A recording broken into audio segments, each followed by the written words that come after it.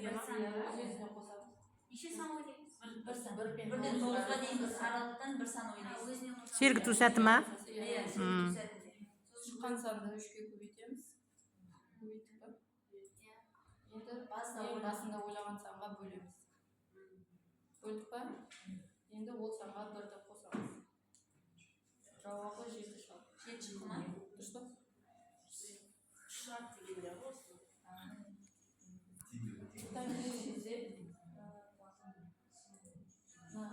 Сканер арқылы топтық тапсырма орындайды.